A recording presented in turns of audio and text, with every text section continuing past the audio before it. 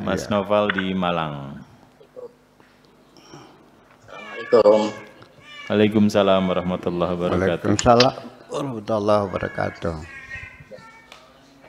Terima kasih Pak Akbar. Assalamualaikum Buya. Waalaikumsalam. Waalaikumsalam warahmatullahi wabarakatuh. Ya, saya ada mau tanya nih Buya. Mengenai kalimat Allah tidak akan merubah nasib suatu kaum sampai dengan kaum itu merubah nasib mereka sendiri. Nah, itu perbedaannya dengan self-suggestion, ya. Self-suggestion itu kan dimulai dari diri sendiri. Itu yang pertama, Bu, ya. Kemudian benang merahnya antara mengutamakan kesembuhan penyakit kepada Allah dengan mengharapkan kesembuhan dari dokter atau terapis lainnya lah, misalnya gitu, Bu, ya. Ya, saya kira itu, Bu, ya. Dua pertanyaan itu. Iya. Terima kasih. Iya. Assalamualaikum warahmatullahi wabarakatuh. Waalaikumsalam warahmatullahi wabarakatuh. Silakan Bu ya. Iya. Jadi ini kembali persoalannya bagaimana kita melakukan translate dari bahasa Arab ke dalam bahasa Indonesia. Itu perlu kita waspadai. Translasi atau juga terjemahan dari satu bahasa ke bahasa yang lain itu ada kerawanan karena terminologinya berbeda, struktur bahasanya berbeda, morfologinya berbeda, common sense berbeda, sense of language-nya juga berbeda, sehingga terjadi penyimpangan-penyimpangan yang kita kadang-kadang tidak merasa. Jadi firman Tuhan yang dalam Al-Quran dikatakan innallaha la yughayyiru ma biqaumin hatta yughayyiru ma bi anfusihim, itu diterjemahkan dalam bahasa Indonesianya, Allah tidak akan merubah nasib suatu bangsa kecuali bangsa itu merubah nasibnya sendiri. Begitu kan Pak ya? Betul begitu terjemahannya. Saya ulang lagi, Allah tidak akan merubah nasib suatu bangsa kecuali bangsa itu merubah nasibnya sendiri. Oke. Saya pertanyaan dan pertanyaan ini tajam. Jadi Allah tidak akan merubah nasib bangsa kecuali bangsa itu merubah nasibnya sendiri. Artinya Allah sangat tergantung kepada bangsa itu. Kalau bangsa itu merubah, Allah merubah. Kalau bangsa itu tidak merubahnya, maka Allah. Jadi yang jadi Tuhan mana? itu salah keterjemahan. Nah, di mana kesalahannya itu di kalimat hatta.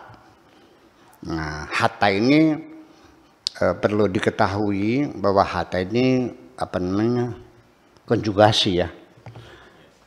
Konjugasi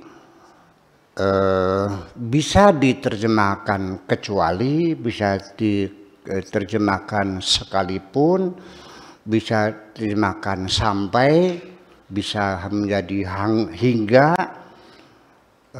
sekalipun, hingga, sampai, pada, dan sebagainya.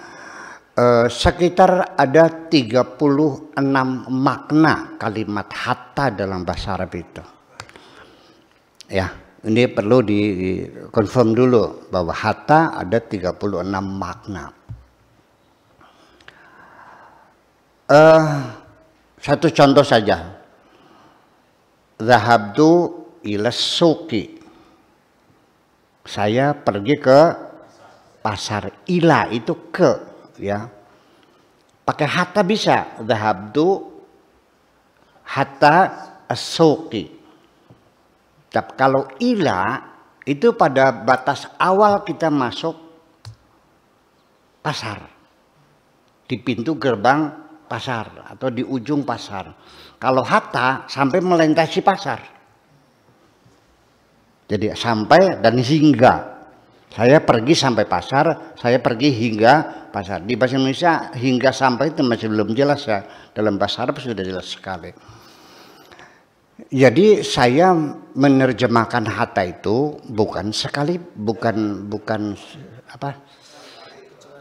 kecuali. Kalau saya menerjemahkan hattanya begini, Allah tidak akan merubah nasib suatu bangsa sekalipun bangsa itu ingin merubahnya. Kalau Allah tidak merubah, ya tidak bakal rubah. Jadi Allah yang menentukan segala-galanya. Allah lah yang mendesain, Allah lah yang membuat skenario, Allah lah yang memprogram, dan Allah lah yang melaksanakan, dan kita tinggal menjalani apapun keputusan-keputusan Allah. Ini kita beralih dari retorika teoritis kepada realita praktis. Saya buktikan bahwa semuanya ketentuan Tuhan. Saya terlahir di dunia itu bukan keinginan saya. Saya tidak pernah ingin lahir ke dunia kok. Dan tempat lahir saya juga bukan pilihan saya. Keluar dari perut seorang ibu namanya Ibu Haji Zainab juga bukan pilihan saya. Kalau saya disuruh milih mengisi daftar formulir isian daftar hadir ke dunia gitu, tentu saya akan pilih dari mana, ibunya siapa, titik-titik. Saya akan tulis Ibu Tin Soeharto. Betul nggak? Tubuhmu ya tinggi, jangkung besar, saya ini tubuh yang tegap dan besar. Ya, saya dikasih tubuh saya kecil mungil, ya. Itu pun saya melalui hati sendiri supaya saya tidak minder, ya kan gitu. Bahwa tubuh saya kecil karena little is beautiful. Yang iya. Jadi artinya sampai penyakit saya, sampai kematian saya pun saya tidak dilibatkan untuk memutuskannya. Saya harus terima sepenuhnya. Apakah saya matinya melalui kanker, melalui TBC, melalui diabetes, tabrak mobil, tertembak, tenggelam, saya tidak boleh memilih.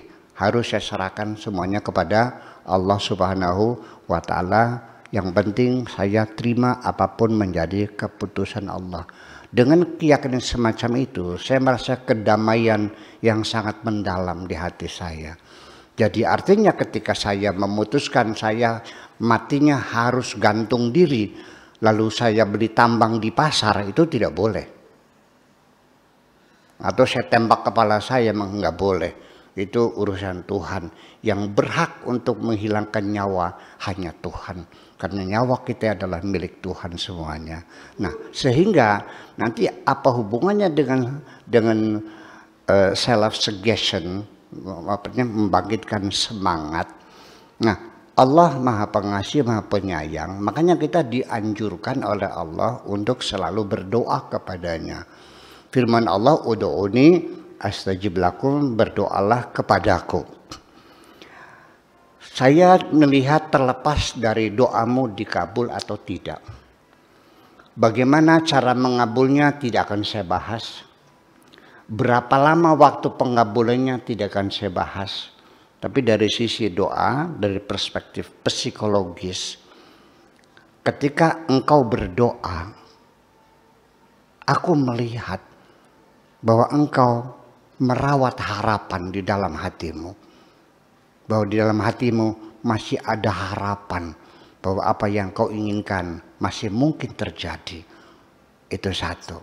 Yang kedua adalah mensugesti diri kita sendiri bahwa kita hanya bergantung kepada Tuhan yang Maha Kuasa, yang apa saja bisa. Sehingga hilanglah dalam pikiran kita segala kemustahilan. Semuanya bisa terjadi ketika kita bergantung kepada yang Maha Kuasa, yang apa saja bisa. Makanya dalam reprogramming yang pernah saya sampaikan kepada teman-teman, kita harus sering mengatakan di dalam diri kita sendiri, aku bisa, aku mampu, ini kecil, tidak sulit, banyak jalan, banyak kemungkinan, tidak ada yang mustahil, aku mampu. Itu perlu kita melakukan self suggestion. Nggak usah datang ke motivator untuk mensugesti Anda. Silakan Anda sugesti diri Anda sendiri melalui doa-doa yang kau panjatkan kepada Tuhan. Terima kasih. Ya, luar biasa. Luar biasa. Pak Noval Hasan di Malang, demikian respon Buya terhadap apa yang Anda sampaikan malam hari ini.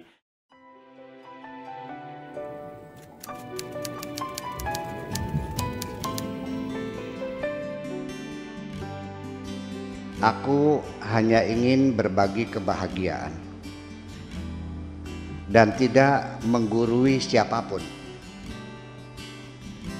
Terlalu sulit bagiku untuk menyalahkan siapapun. Akan tetapi apabila ada orang yang ingin mengisi raporku, tentu aku sangat gembira sekali. Dan kujamin aku tidak akan sakit hati sedikit.